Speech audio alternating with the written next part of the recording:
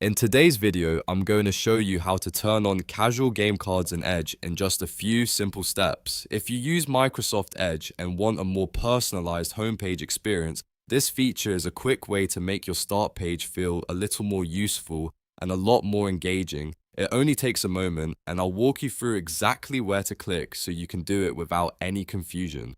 And before we jump in, if this tutorial helps you out, make sure to hit the like button and subscribe for more easy tech guides just like this.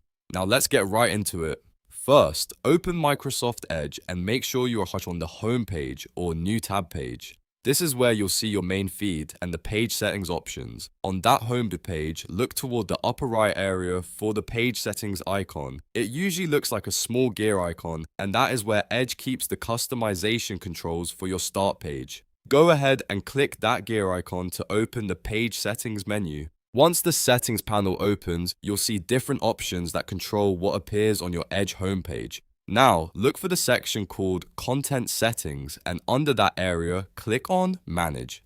This is the section where Edge lets you adjust the content cards and other homepage features.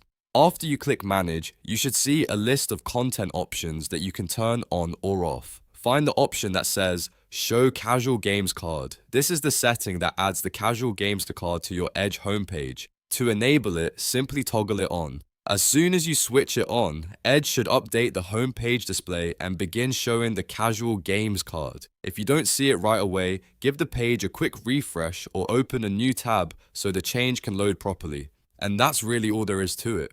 You've now turned on casual game cards in Microsoft Edge, and your homepage should be a little more interactive and personalized. If you found this video helpful, please remember to like this video and subscribe to the channel for more step-by-step tutorials, simple fixes, and helpful browser tips. Thanks for watching, and I'll see you in the next one.